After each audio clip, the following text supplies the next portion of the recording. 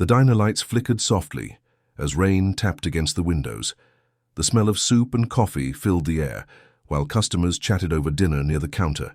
Sat Mark, a single father, finishing his shift, wiping down tables with tired hands. It was late, his daughter Emily waiting for him at home doing homework alone again. He sighed, ready to clock out, when he noticed a small figure by the door. A young girl, maybe 15, sat in a wheelchair. Her clothes thin, her hair messy, her eyes filled. With quiet hope, she smiled at the waitress, shyly pointing to the half-eaten plates on a nearby table. "Could I maybe have what they didn't finish, please?" Her voice trembled. The waitress looked unsure, glancing toward the manager, who shook his head. No, the girl nodded sadly and began to roll away. Mark froze. Something about her voice, something about the way she tried to hide her hunger, stopped him.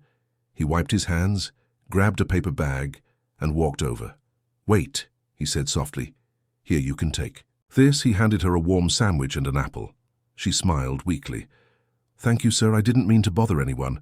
He shook his head. "You're not bothering anyone, kid. Eat." She nodded, whispering, "Thank you again," and began rolling her wheelchair toward the dark street outside as she disappeared into the rain.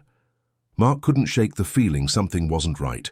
He grabbed his coat and followed quietly, keeping his distance through puddles and dim streetlights. She turned into a narrow alley, stopping beside an old storage building.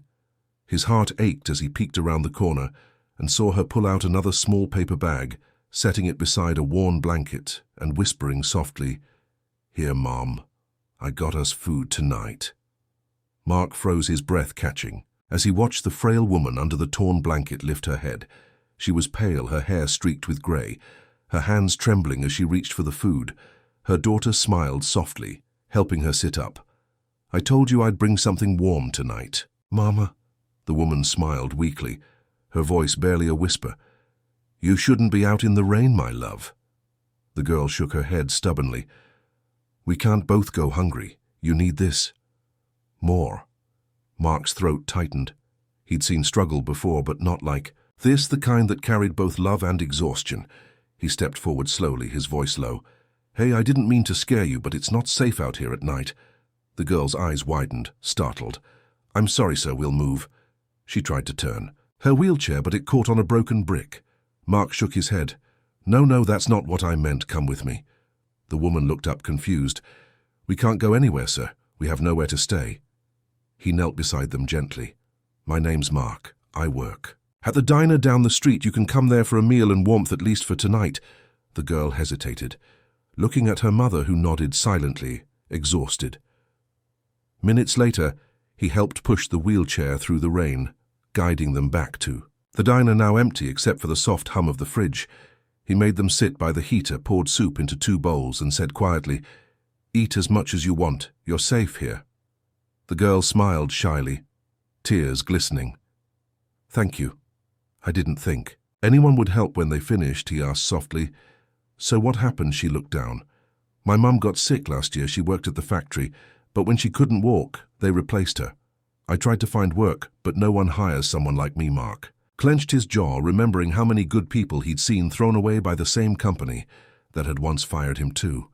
His voice calm but firm. "What factory?" she whispered quietly. "Landon Industries." He froze. That name was one he'd never forget. The same one that had stolen everything from him too? Mark sat back in silence, the name echoing in his head.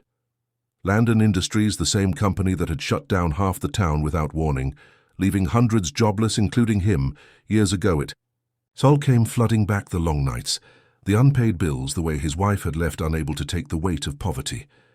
He looked at the girl and her mother and realized they were just another story, crushed under the same machine. The girl noticed his faraway look. "Are you okay, sir?" He nodded slowly, his jaw tight. "I used to work there too before they closed." She blinked. "You did." He nodded. "They promised us everything, then walked away with our lives." Her mother's eyes filled with recognition. She whispered, "I remember your name. You worked with my husband in maintenance, Mark Parker, right?" He looked at her stunned. "Yes. How do you know me?" She gave a trembling smile.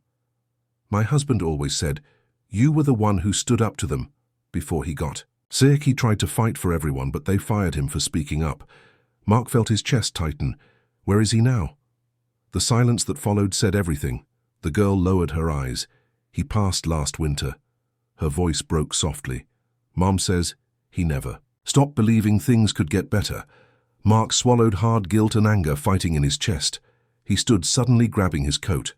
You both stay here. I'll be right back. The mother tried to protest, but he raised his hand gently. Trust me. I won't be long. He stepped into the rain, his mind racing. He knew where to go. At the far edge of town stood a small brick building, its light still burning inside Landon Industries' local branch office. He walked straight in, dripping wet, demanding. To see the manager, the guard at the desk tried to stop him, but one look at his eyes and the man stepped aside. Behind a polished desk sat Mr. Landon himself, older now, but just as smug. Mark slammed a photo of the girl's mother and father onto the desk. You remember them? Landon looked up, irritated. What is this? Mark's voice stayed calm but sharp. You destroyed these people. You left them to starve while you bought yourself another house outside the city. Now you're going to make it right. Landon looked at him confused, then irritated.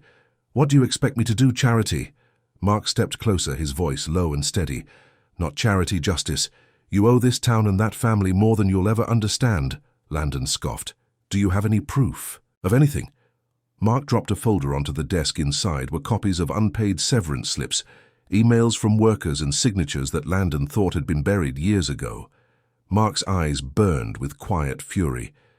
You signed every one of these. You promised compensation and never paid a cent. Landon's face went pale. How did you get these? Mark leaned forward.